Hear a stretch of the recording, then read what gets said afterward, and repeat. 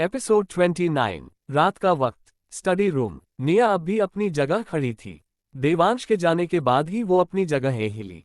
उसने अपने माथे पर हाथ रख सोचा, हे भगवान, एक तो पहले से ही इतनी टेंशन है जिसे मैं किसी से शेयर भी नहीं कर सकती, और ये डेविल है कि भाव खा रहा है।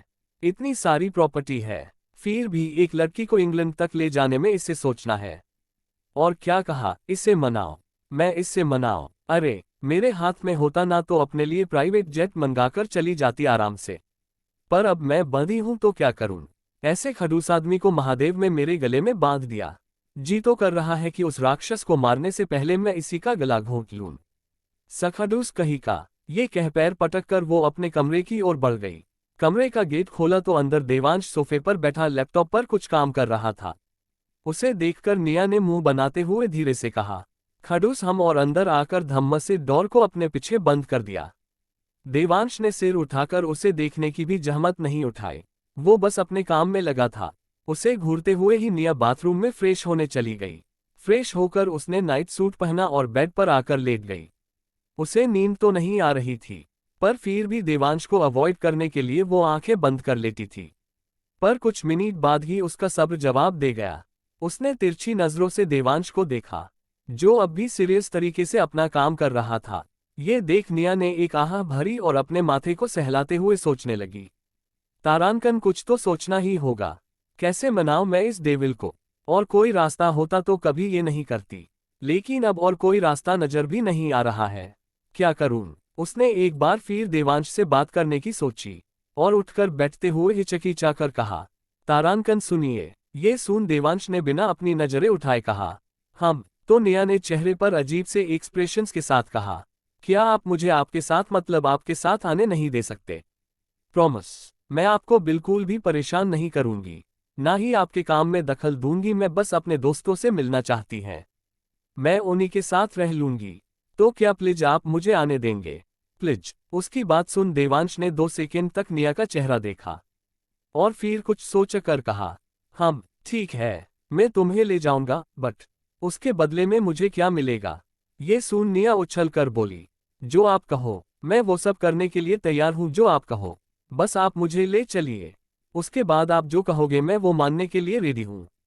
ओक, ठीक है, तो कल रेडी रही। ये सुन चेहरे पर एक बड़ी सी मुस्कुराहट के साथ कहा, okay, thank you so much, good night.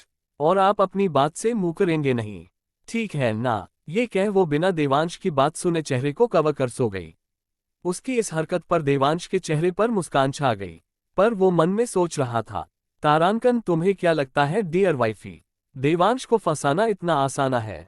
जहां तक मैं जानता हूं कोई अपने ऑनलाइन फ्रेंड्स से मिलने के लिए इतना उतावला नहीं होता कि किसी की हर बात को मानने के लिए भी तैयार हो जाए। तुम कुछ तो छुपा रही हो, और वो मुझे पता करना ही होगा, और इसलिए तुम्हें मेरे साथ आने की परमिशन भी मिल गई है। अब देखते हैं तुम वहीं किस मकसद से जा रही हो, और तुम्हारा यहाँ रहने का मकसद क्या है।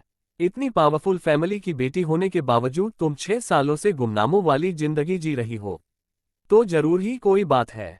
और सबसे इम्पोर्टेंट, इतने साल होने के बाद भी तुमने अपने बारे में आज तक किसी को भी नहीं बताया। तुम औरों को फंसा सकती हो, पर मुझे नहीं। मैं तुम्हारे मकसद की जड़ तक जरूर पहुंचूंगा। ये सोच वो फिर से अपने काम में लग गया। अगले दिन निया ने अपना कॉलेज का सारा काम खत्म किया और कॉलेज से छुट्टी भी ले ली। वैसे तो वो फोन पर भी ये सब कर सकती थी, पर निया ने वहां जाकर परमिशन लेना ही ठीक समझा। वो वहां से निकलकर सीधे विला आ गई और अपना सामान पैक करने लगी। सामान पैक कर वो अपना मोबाइल पकड़कर बैठी थी और शायद किसी को फोन लगाने के बारे में सोच रही थी, क्योंकि मोबाइल स्क्रीन पे कॉन्टैक्ट लिस्ट ओपन थी। उसने सुबह से देवांश को नहीं देखा था और इसलिए वो परेशान थी कि कहीं देवांश उसे लिए बिना ही कहीं चला ना जाए। वो कॉल करने जा ही रही थी कि उससे बाहर से 4-5 कार की रुकने की आवाज आई। उसने बालकनी में जाकर देखा तो देवांश कार से बाहर आ रहा था। ये देख निया को राहत मिली और वो जल्दी से नीचे जाने के लिए बढ़ी। वो नीचे जा ही रही थी कि उसे लिविंग रूम में से देवांश के साथ और किसी की भी आवाज सुनाई दी, और देखने के लिए कि कौन है, निया नीचे आ गई और लिविंग रूम में जैसे ही वो पहुंची, देवांश उछलकर खड़े होते हुए बोला, हे भाभी, कैसी है आप? बिग ब्रो ने आपको परेशान तो नहीं किया था क्या? बाकी सब की तरह वो आपको भी हौंटते हैं। वैसे मुझे नहीं लगता आप जैसी प्यारी लड़की पर कोई गुस्सा करेगा, पर भाई का कुछ कह नहीं सकते तो कब क्या कर जाए। इससे बेहतर वही होगा आप अभी कंप्लेंट दर्ज करवा दीजिए। मैं हेडक्वार्टर्स से कांटेक्ट करता हूं। रिवांश की बातें निया के कुछ पल्ले नहीं पड़ रही थी। वो अपना सर खुजाते हुए बोली, अमित ने भी बुरे नहीं है आपके भाई की, आप उन्हें जेल ही भेज दें। ये सुन रिवांश के चेहरे की तो हवाइयां उड़ गई। उसने मुड़कर देवांश की तरफ देखा जो इस वक्त गुस्से भरी नजरों से उसे ही देख रहा था, और उसके पीछे खड़ा विनय अपनी हंसी कंट्रोल करने की कोशिश कर रहा था। देवांश को देखते ही रिवांश ने हकलाते हुए निया से कहा, वो भाभी, वो आप गलत समझ रही है। वो मैं भाई को जेल नहीं भेज सकता, नहीं भेजना चाहता। वो तो मैं बस मजाक कर रहा था, और हेडक्वार्टर्स मतलब मैं आपकी कंप्लेंट दादीसा तक पहुंचा देता। एनीवेज आप ये सब छोड़िए और अपनी पैकिंग कर लीजिए। देखिए मैंने भी कर ली। इस पर निया ने कुछ ज्यादा नहीं सोचा, पर फिर उसके दिमाग में कुछ खटका और उसने झट से रिवांश से पूछा, आपने भी पैकिंग कर ली, मतलब क्या आप भी आ रहे हैं हमारे साथ? ऑफ कोर्स भाभी, रिवांश ने कहा, हाँ ये भी हमारे साथ आ रहा है। हर वक्त तुम्हारे साथ रहेगा। तुम वहां नहीं जो हो, और इसे दूसरा कोई काम आए ना आए, पर मेरा भाई डन संत मामलों में बेस्ट है। पे तुम्हें हर जगह घुमा लाएगा और तुम्हारे दोस्तों से मिलवाने भी ले जाएगा। इसके रहते तुम्हें कोई परेशानी नहीं होगी। ओके, तो मैं फ्रेश होकर आता ही फिर हम निकलेंगे। ये कह वो बिना निया की बात सुने वहां से चला गया, और विनय भी उसके पीछे चला गया। उसे जाते देख निया बदबदाने लगी, तारांकन इनके रहते कोई प्रॉब्लम नहीं होगी। हाँ अरे अब इनका हमारे साथ रहना ही सबसे बड़ी प्रॉब्लम है, और ना मुझे बताया ना डिस्कस किया, और इन्हें ले आए। अब इनके रहते मैं कैसे अपना काम कर पाऊंगी? जरूर देवांश ने ये मुसीबत जानबूझकर मेरे गले बांध दी है। मैं इन्हें ना छोड़ूंगी नहीं। वो ये सब बदबद ही रही थी कि रिवांश उस पर गिरने लगा, जिससे निया चौंक गई और रिवांश से दूर खड़ी हो गई। तो रिवांश ने अपना गला साफ करते हुए कहा, तारांकन वो सॉरी भाभी, आप क्या कह रही थी? कुछ सुनाई नहीं दे रहा था, इसलिए सुनने की कोशिश कर रहा था। आप किसी को नहीं छोड़ने की बात कर रही थी। ये सुन अजीब सी हंसी के साथ निया ने कहा, हाँ वो आपको नहीं छोड़ने की बात कर रही थी। वो क्या है ना, मुझे वहां के बारे में ज्यादा कुछ पता नहीं है। तो अगर मैं आपको छोड़ दूंगी तो खो जाऊंगी ना, और आने जान देश में फिर मैं आपको ढूंढूंगी कैसे? तारांकन ओह हाँ भाभी, आप सही कह रहे हो, पर डोंट वरी, वहां पर आप मेरी जिम्मेदारी हो द रिवांश राजवंश की। आप बिल्कुल मत घबराए, वहां मैं आपको नहीं छोड़ूंगा। ये सुन निया ने कड़वी सी हंसी के साथ हाँ कहा। कुछ देर बाद देवांश नीचे आया और उसके पीछे विनय, जिसने हाथ में एक बैग पकड़ी थी जो शायद देवांश की थी। देवांश अब भी हमेशा की तरह ही हैंडसम लग रहा था। देवांश को आता देख निया कुछ कहना चाहती थी, पर देवांश उसे इग्नोर कर आगे निकल गया। ये देख निया ने अपना मुंह बना लिया, और उससे वहीं खड़ा देख रिवांश ने उसका हाथ खींचते हुए कहा, चलिए भाभी, आपको चलना नहीं है क्या? भाई को देर पसंद नहीं है। अगर हम उनके साथ नहीं गए तो हमें छोड़कर ही निकल जाएंगे। ये सुन निया और ज्यादा परेशान हो गई, और रिवांश के साथ चलते हुए बोली, तारांकन हाँ सही कह रहे हो तुम। हम जल्दी नहीं गए तो कहीं छोड़कर ना चले जाए हमें। खड़ूस कहिए, क्या क्या कहा भाभी आपने? रिवांश की कुछ सुनाई नहीं दिया तो उसने पूछा, कुछ नहीं, आप चलिए। ये कह वो मुस्कुरा दी, और रिवांश भी उसे देख मुस्कुराया। वो दोनों मेन डोर के बाहर आकर सीढ़ियां उतरने लगे। देवांश पहले ही कार में बैठ चुका था। निया इस डर से कि देवांश उसे छोड़कर ना चला जाए, लगभग दौड़ती हुई कार में एंटर हुई। रिवांश, विनय भी उसकी स्फूर्ति देख हैरान थे। यहां तक देवांश भी उसके ऐसे अचानक आने से चौंक गया था। उसने अजीब नजरों से निया को देखते हुए कहा, ये ऐसे कैसे अचानक आ जाती हो तुम कहीं से भी? निया, जिसका पारा पहले ही हाई था, उसने चिद्वार देवांश को जवाब दिया, तारांकन कहीं से भी मतलब बाहर से अंदर आए हूं। और आपको क्या मैं कोई महारानी लगती हूं जो लोग मेरे आने की घोषणा करेंगे और फिर मैं आऊंगी? उसकी ऐसी बात से देवांश का मुंह बंद हो गया, और बाकी सब का मुंह हैरानी खुल गया, क्योंकि देवांश के सामने अगर कोई गलती से भी ऐसी बात कर देता था ना, वो 2 सेकंड में भगवान के पास होता था।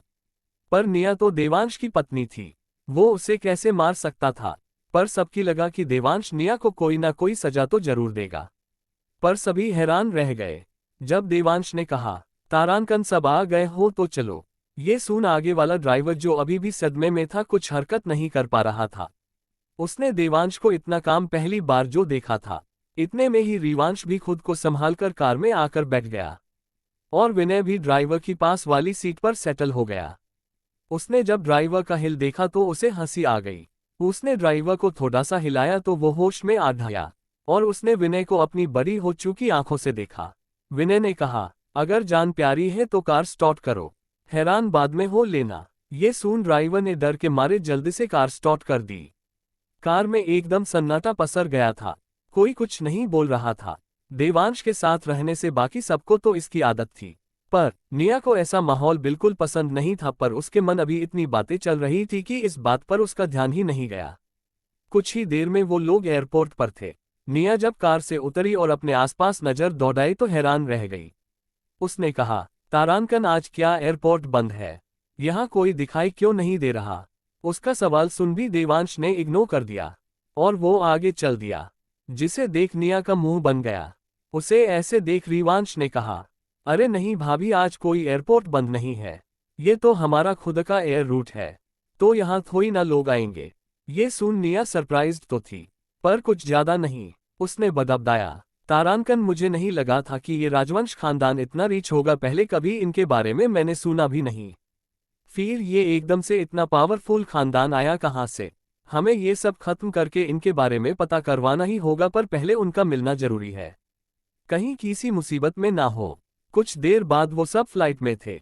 निया को अब तक देवांश से बात करने का कोई मौका नहीं मिला था, या यूं कहो देवांश उसे खुद से बात करने का मौका दे ही नहीं रहा था। निया अभी से रिवांश की बातों से परेशान हो चुकी थी। उसने मन में सोचा, हे महादेव, आपको मैं कुछ अच्छा करूं पसंद ही नहीं है ना? आपने मेरे इतने इंपॉर्टेंट काम में इस मुसीबत को मेरे गले बांध दिया। ये सब ना उस नीली आंखों वाले राक्षस का किया धरा है। एक बार मेरा काम हो जाए, मैं छोड़ूंगी नहीं इसे। वो तीनों जिस फ्लाइट में थे, वो किसी 5 स्टार होटल से कम नहीं था। दिसे तो निया ने ऐसी फ्लाइट्स बहाने भी दी, इसकी लग्जरी देख वो उसे माय करने से खुद को कहाँ पाड़ी भी उस फ्लाइट में इधर उधर घूमवार देखा ही थी। कुछ देर बाद वो थक गई तो वहां के एक रूम में की गई। उस रूम में एक किंग साइज बेड था, जिसे देखकर नियामकर ऐसे लेटी जैसे वो कोई खजाना हो। कुछ ही देर में उसकी गगर दी। उसके सोने के बाद कोई रूम का डोर ओपन कर अंदर आया। जब देवांश ने अंदर आकर निया को बेड पर सोते देखा तो उसके कदम कुछ देर के लिए वहीं रुक गए और बस उसे की गया कि निया सच में सो रही थी। तभी वो आगे बढ़ गया। उसने बेड के पास आकर निया को देखा, जो बहनों पर मासूमियत लिए आराम से सो रही थी। निया को देखकर बता नहीं उसके मन में क्या चल रहा था। उसके चेहरे पर कुछ अलग ही भाव थे, जिसे समझ पाना मुश्किल था। खैर, निया को कुछ देर तक वैसे ही देखते रहने के बाद वो वहां से चला गया। लगभग 9 घंटे बाद वो तीनों लंदन में थे। लिया अब भी नींद में थी, इसलिए उसने देवांश के हाथ को पकड़ रखा था। देवांश भी दुल्हा पर कोई आपत्ति नहीं जता रहा था, पर वहां खड़ी लड़कियों निया को देवांश से ऐसे चिपके देख जल भून गई थी। वो सारी देवांश के लंदन के ऑफिस की स्टाफ मेंबर थी और देवांश को बहुत कम बार देख पाई थी। पर जितनी भी बार उन्होंने उसे देखा था, ना तो देवांश के साथ कोई लड़की होती थी और नसहरी को किसी में इंटरेस्ट दिखाया करता।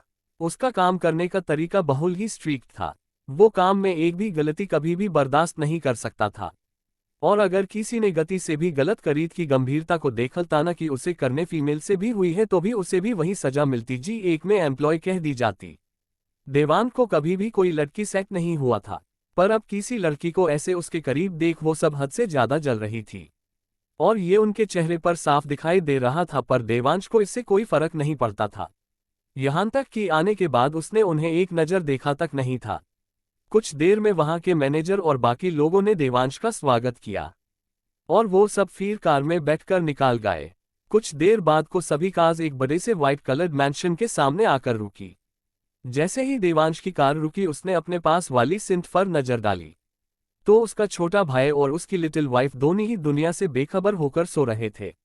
उन्हें ऐसे सोते देख देवांश ने अपना सिर हिला दिया और कार से बाहर आकर उसने रिवांश को संभालने की जिम्मेदारी विनय को दी और कार में से झुककर निया को अपनी बाही में उठा लिया और अंदर की ओर बढ़ गया। पर उसे ऐसे किसी लड़की को बाहों में ले जाते देख वहां का स्टाफ काफी ज्यादा हैरान था। हैरानी उनको आंखों में साफ थी, पर किसी में इतनी हिम्मत नहीं थी कि वो देवांश से कुछ पूछ सके। देवांश भी बिना किसी की ओर देखे निया को फर्स्ट फ्लोर पे बने मास्टर बेडरूम में लेकर चला आया, जिससे सभी स्टाफ को ये तो पता चल गया कि निया की अहमियत क्या है। देवांश ने निया को रूम में लाकर बेड पर लिटा दिया और निया भी कुछ नर्म सा एहसास कर बेड पर रोल हो गई और वहां रहे पिलो वने पकड़कर किसी बिल्ली के बच्चे की तरह चिपक कर सो गई। ये देख देवांश के चेहरे पर एक हल्की सी मुस्कान छा गई और उसने निया के बाल सहलाकर कहा, सिली डॉट बट क्यूट। और ये कह वो वॉशरूम की ओर बढ़ गया। उसके वॉशरूम में जाने के 5 मिनट बाद रूस में रखा निया का फोन बजने लगा और क्योंकि निया बहुत गहरी नींद में थी, उसे फोन की आवाज नहीं सुनाई दी। जब 2-3 बार रिंग बजी और निया नहीं जागी तो हारकर देवांश को वॉशरूम से बाहर आना पड़ा। उसने इस वक्त बस कमर पर बस तौलिया लपेट रखा था। वो झल्लाते हुए एक बार सोती हुई निया को देखा और फिर उसके फोन को और वो धीरे धीरे निया के फोन की ओर बढ़ने लगा। Episode cutie. 2-3 रिंग बजने के बाद भी जब निया ने कॉल नहीं उठाया तो हारकर देवांश को बाहर आना पड़ा। उसने इस वक्त बस तौलिया लपेट रखा था। उसने खींचकर एक बार आराम से सो रही निया को देखा और बड़बड़ाते हुए उसके मोबाइल कश लेने पहुंचा। कोई इतना आराम से कैसे सो सकता है? कुंभकर्ण की बहन लगती है ये। उसने मोबाइल उठाकर देखा तो उस पर दी नाम फ्लैश हो रहा था। फोन बार बार रिंग किए जा रहा था, लेकिन देवांश कुछ देर हिचकिचाया, पर तब भी निया नहीं जागी तो उसने कॉल पिक कर लिया और अपनी गहरी आवाज में कहा, हेलो। उसके कहने पर उधर से कोई रिप्लाई नहीं आया। शायद उसकी आवाज सुन सामने वाला शॉक्ड था, पर देवांश को अपना टाइम वेस्ट करने से सख्त नफरत थी, इसलिए उसने फिर से कहा, हेलो। लेकिन इस बार उधर से किसी ने हिचकिचाते हुए जवाब दिया, हाँ हेलो, क्या ये निया का कॉन्टैक्ट नंबर है? ये सुन देवांश ने बेसब्र होकर कहा, हाँ। ये सुन फिर से उधर से कोई आवाज नहीं आई, इसलिए देवांश कुछ बोलने ही वाला था कि किसी ने पूछा, तो आप? ये सवाल सुन तो देवांश भी एक पल के लिए चौंक गया, लेकिन फिर चेहरे पर एक देवील स्माइल के साथ उसने जवाब दिया, तारांकन, मैं उसका पति। ये सुन दूसरी तरफ फिर से सन्नाटा हो गई, लेकिन अब देवांश की लिमिट खत्म हो चुकी थी, इसलिए उसने कहा, दो अभी सो रही है, आप प्लीज थोड़ी देर बाद कॉल कीजिए। और ये कह उसने बिना कुछ सुने कॉल डिस्कनेक्ट कर दिया और निया का मोबाइल रखने बेड की तरफ बढ़ गया। उसने आगे बढ़कर निया के बगल में मोबाइल रखा, लेकिन इस वजह से वो उसके बहुत करीब था। देवांश ने जब निया का चेहरा इतने करीब से देखा तो उसके दिल की धड़कनें बढ़ गई। निया का चेहरा था उसकी लंबी धनी पलके बड़ी की कोई भी खो जाए होद, और उसके लंबे ने काले बाल जिससे और भी खूबसूरत लगती थी। कोई सोते वक्त इतना प्यारा कैसे हो सकता है? देवांश निया के चेहरे में खोए हुए बुदबुदात्या और अनजाने में ही उसका हाथ निया के चेहरे की ओर बढ़ गया। उसने अपनी लंबी उंगलियों से निया के चेहरे को कोआ और कीर अपने आप ही उसकी उंगलियां निया के पूरे चेहरे पर फिरने लगी। उसकी आंख, फिर उसकी नाक, फिर उसके टमाटर से गाल और फिर उसके गुलाब की पनखुड़ी से होठ। उसके इस टच से शायद निया को भी कुछ महसूस हुआ और उसने हल्के से अपने आंखें खोली और जब उसने देवांश को अपने करीब देखा तो वो हल्के से मुस्कुराए। उसने भी देवांशा को छूने के लिए अपना हाथ बढ़ा दिया। वो दोनों ही इस वक्त एक दूसरे की आंखों में खोए हुए थे, पर निया ने जैसे ही देवांश के चेहरे को छुआ उसकी दादी उसे चूप गई और निया ने झट से अपना हाथ वापस खींच लिया। उसकी मुस्कुराहट अब उसके चेहरे से गायब थी और वो हैरानी और शौक से भरी आंखों से देवांश को देखने लगी। उसे तो ये कोई सपना लगा था, लेकिन शायद वो गलत थी। निया शौक के मारे उठकर बैठने लगी, जिससे उसका सिर देवांश से टकरा गया और इस वजह से देवांश को भी होश आ गया और वो वहां से थोड़ा दूर होकर खड़ा हो गया। उसके चेहरे पर भी थोड़ी हिचकिचाहट थी, लेकिन जब उसने निया को इधर उधर देखते देखा तो खुद को नॉर्मल किया। उधर निया को समझ नहीं आ रहा था कि वो यहाँ क्या कर रही थी। कुछ ना समझ आने पर उसने देवांश की ओर देखा तो शौक से अपनी आंखें और मुंह उसने ढक लिया और एक चीख उसके मुंह से निकली, आल का आप ऐसे क्यों? उसकी चीख सुन देवांश ने खुद को देखा और वो भी धीरा ऑकवर्ड था, लेकिन फिर अपने चेहरे पर गुस्सा लाकर उसने कहा, क्यों? मतलब तुम ही थी जो घोड़े बेच के सो रही थी और तुम्हारा मोबाइल कब से बज रहा था, इसलिए मुझे ऐसे आना पड़ा। और तुम तो ऐसे नाटक कर रही हो जैसे मैंने तुम्हारे साथ कुछ गलत किया है। मुझे तो लगता है तुम ही मुझे ऐसे देखना चाहती थी, इसलिए जानबूझकर कॉल पिक नहीं किया और अब ऐसे नाटक कर रही हो। उसकी ऐसी बातें सुन तो निया के पास उसे जवाब देने के लिए कुछ भी नहीं था और देवांश उसका जवाब सुनने के लिए वहां रुका भी नहीं। उसने वॉशरूम में आकर डोर बंद किया और एक लंबी सांस ली। तारांकन, ये मुझे बार बार क्या हो जाता है? ये मैं ऐसे कैसे? पहले तो किसी के साथ नहीं, फिर इसके साथ कैसे? Damn it. उधर निया को भी कुछ समझ नहीं आ रहा था। वो तो अपने हाथ को घूरे ही जा रही थी, जिससे उसने देवांश के चेहरे को छुआ। वो अभी होश में ही नहीं थी कि उसका मोबाइल फिर से रिंग करने लगा, जिससे निया एक झटके से होश में आए और पास पड़े अपने मोबाइल को उठाकर कॉल पिक किया। हर हडबडी में कहा, उधर से आवाज आए, तुम निया, तुम ये सब क्या है? उसने कहा, वो तुम्हारा यति है क्या? क्या वो वापस आ गया? और तुम दोनों इतने करीब हो कि उसने तुम्हारा कॉल पिक कर लिया? तुम ऐसा कैरो कर सकती हो? उसकी बात सुन तो निया भी हड़बड़ा गई। उसने खुद से बड़बड़ाते हुए कहा, तारांकन, अच्छा तो अब इस हेविल ने मेरा कॉल भी पिक कर लिया। सच में बिल्कुल बेशरम है, उसने सोचा और एक बार वॉशरूम के बंद दरवाजे को देख कहा। तारांकन, कायरा दी, जैसा आप सोच रही है वैसा कुछ नहीं है, और आप इस बारे में बाद में सोचना। पहले ये बताइए आप इतने कॉल क्यों कर रही है?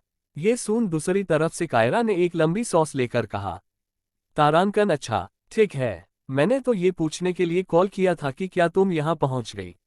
ये सुन निया ने आंखें रोल करते हुए कहा, हाँ पहुँच तो गई, पर पता नहीं वहाँ कैसे पहुँचूंगी। तारांकन, यहाँ कैसे पहुँचोगी मतलब? तुम आ तो गई ना, तो अब क्या प्रॉब्लम है? कायरा ने चिंता करते हुए पूछा। इस पर मुंह बनाकर निया में जवाब दिया, तारांकन, आपको पता नहीं कायरा दी, इस डेविल ने मुझ पर नजर रखने के लिए उनके भाई को लाया है। अब वो हर वक्त मुझसे चिपका रहेगा, तो पता नहीं मैं उनसे बचकर कैसे आ पाऊंगी। इस पर कायरा ने पूछा, तारांकन, क्या कहीं उसे तुझ पर शक तो नहीं हुआ है ना? नहीं तो वो ऐसा क्यों ही करता? उसकी बात पर निया ने जवाब दिया, तारांकन, उन्हें मुझ पर शक नहीं, पूरा यकीन है कि मैं भी नहीं हूं जो सब सोचते हैं। उन्हें देखकर ही मुझे पता चल गया था कि ये मुझ पर यकीन कर ही नहीं सकता। वैसे आप ये छोड़िए, इन्हें मैं संभाल लूंगी। आपने वो कर दिया जो मैंने कहा था?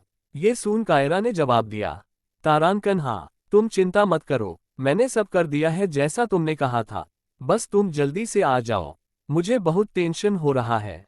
उसकी बात सुन निया ने उसे दिलासा देते हुए कहा, तारांकन, हाँ मैं जल्द ही पहुंच जाऊंगी, आप बस थोड़ी देर संभाल लीजिएगा। ये कह उसने कॉल डिस्कनेक्ट कर दिया। कुछ देर बाद निया फ्रेश होकर डाइनिंग टेबल पर ब्रेकफास्ट करने बैठी थी। अपने टेंशन के चक्कर में वो अपने और देवांश के दिया की बात की लगभग भूल चुकी थी। वो तो ये सोचने में बिजी भी कि देवांश की रिवांश के बिना उसे जाने देने के लिए उसे मनाए कैसे। तभी उसे कुछ सूझा और उसने देवांश की ओर देखते हुए कहा, देवांश। ये सुन देवांश का हाथ खाते खाते रुक गया। उसने तिरछी नजरी से निया की ओर देखा तो वो उसे अजीब अजीब इशारे कर रही थी। उसके इशारे देख देवांश ने भी अपने आसपास देखा तो वहां सभी नौकर उन्हें ही पूर रहे थे। निया को ऐसे करते देख देवांश को याद आया कि उसने उसे ऐसा नाटक करने को कहा था। इसलिए देवांश ने अपना सिर हिला दिया और एक शरारत भरी स्माइल के साथ कहा, हाँ कहो क्यूटी। ये सुनते ही निया के गले में खाना फंस गया और वो जोर जोर से खांसने लगी। ये देवांश ने उसकी पीठ सहलाते हुए उसे पानी का ग्लास पका दिया और कहा, तारांकन, धीरे वाइफी, खाना कहीं भाग नहीं जा रहा, या फिर इतनी थक गई हो कि इतने जल्दी जल्दी खा रही हो। ये सुन तो निया ने पानी का घूंट बड़ी मुश्किल से गले के अंदर उतारा, वरना तो वो उसे बाहर ही उगल देती। ये बेशरम इंसान सबके सामने ये क्या बोल रहा था? हेमहादेवा हमेशा में ही क्यों फंस जाती है ऐसी सिचुएशन में? मुझे तो लगा था अगर मैं इसके नाटक में इसका साथ देंगी तो शायद ये मुझे अकेले जाने की परमिशन देंगे, पर ये तो मेरा दांव मुझ पर ही उल्टा पड़ गया। निया देवांश को ऐसे घूर रही थी जैसे वो उसे अभी खा जाएगी। तभी वहां रिवांश आया। वो अभी भी नींद में ही था, लेकिन खाना देख उसकी नींद उड़ गई। वो जल्दी से चेयर पर बैठा और खाना अपनी प्लेट में निकालने लगा। तभी उसे कुछ अजीब लगा और उसने सामने देखा तो उससे रहा नहीं गया और उसने पूछा, तारांकन भाभी, आपकी तबीयत तो ठीक है ना? आपके गाल इतने लाल क्यों है? ये सुन निया को होश आया, पर उसका गुस्सा अब भी वैसा ही था। उसने उसी लहजे में जवाब दिया, तारांकन कुछ नहीं, बस कुछ समय से मेरी कुंडली में राहु कुंडली मारकर बैठ गया है। ये सुन रिवांश ने कुछ ना समझने वाले एक्सप्रेशन के साथ निया को देखा और पूछा, कुंडली, राहु, ये सब क्या है भाभी? ये सुन निया ने अपने आसपास देखा और पाया कि देवांश भी अब उसे गुस्से में ऐसे घूर रहा था जैसे उसने और कुछ कहा तो वो उसे बाहर फेंक देगा। ये देख निया अपने सेंसेस में वापस आए और अपना गुस्सा दबाकर एक नकली मुस्कुराहट के साथ उसने कहा, वो तो मुझे पता नहीं, आप अपने भाई से इस बारे में डिसयूज कर लीजिए। वो आपको मुझसे बेहतर समझा पाएंगे, क्योंकि जिसका रोल है उसे बेहतर पता होता है ना। इस पर भी रिवांश को कुछ समझ नहीं आया तो निया ने वहीं से उठते हुए कहा, तारांकन वो रिवांश, आप अभी ही उठे हैं और आपको भूख भी लगी होगी, तो आप ब्रेकफास्ट कर लीजिए। नु मुझे अपने दोस्त से मिलने जाना है तो मैं निकलती हूँ। और ये कह वो जल्दी में वहां से जाने लगी। जब कुछ दूर जाने पर भी देवांश ने उसे नहीं रोका तो निया को बहुत खुशी हुई और वो लगभग झूम ही रही थी, पर उसकी खुशी ज्यादा देर तक नहीं रह पाए जब उसने देवांश की आवाज सुनी, रुको, और ये सुन निया अपनी जगह जड़ हो गई। Don't forget to like, comment, subscribe.